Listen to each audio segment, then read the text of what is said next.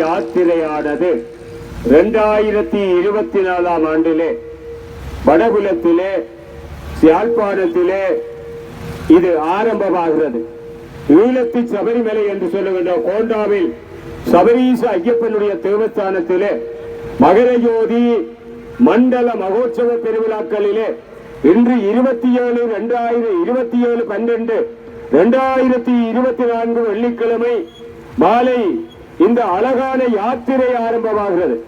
உலக மேற்கோட்டம் என்று வர்ணிக்கப்படுகின்ற நல்லூர் கந்தசாமி ஆலய முன்றலிலே இருந்து தென்னிலங்கையிலே இருந்து வரவழைக்கப்பட்ட யானை முன்னே வர, ஐயப்ப சுவாமி அங்கே இவந்து வர, அங்கே ஆயிரக்கணக்கான புனிதமாலை அணிந்த சுவாமிமார்கள் தொடர்ந்து வர, யாழ்ப்பாண திருநகர வீதிகளிலே இந்த வழிபாடுகள் நடைபெறுகிறது.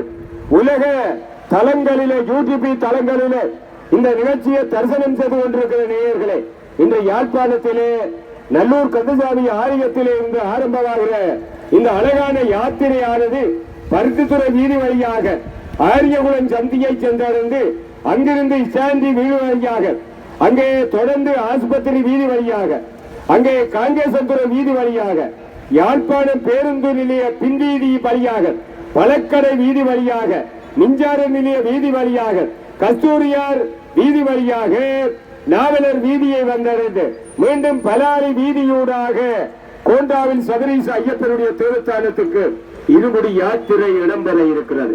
இந்த யாத்திரையிலே ஆயிரக்கணக்கானவர்கள் கலந்து கொள்ளுகிறார்கள்.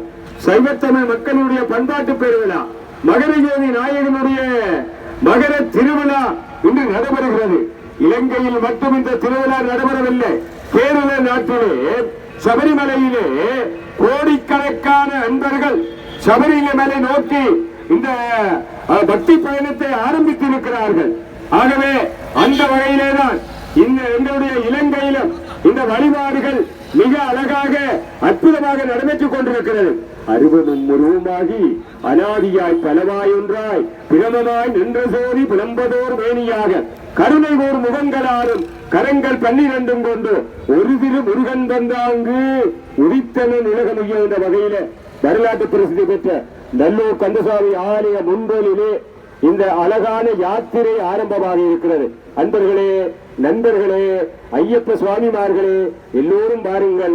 இந்த பண்பாட்டு பெருவிழாவிலே மகர ஜோதி யாத்திரையிலே எல்லோரும் கலந்து கொண்டு இந்த மண்ணிலே நாங்கள் எல்லோரும் நல்லவர்களாக வல்லவர்களாக வாழ 2024 ஆண்டு விடைபெறுவதற்கு இன்னும் ஆக குறைந்தது 6 நாட்கள் மட்டும் இருக்கிறது.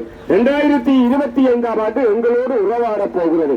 இந்த 2 ஆண்டுகளுக்கு இடையிலே யானை வந்திருக்கிறது. சபரிமலை யானை சுமந்து வருகிறது.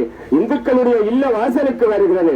வாசலை திறந்து விடுங்கள், நிறைகும்பம் வையுங்கள், திருவிளக்கேற்றுங்கள், நிவேதன பண்டங்களை படியல் செய்து இந்த மகர ஜோதி பெருவிழாவை நீங்கள் தரிசனம் செய்யுமாறு இந்த நிகழ்ச்சிகளை ஒளிபரப்பிக் கொண்டிருக்கிற எங்களுடைய தேசத்து கலைஞர்களோடு விடைபெற்றுக் கொள்பவர் வர்ணனையாளர் மதுர்கவி. வணக்கம் நேயர்களே.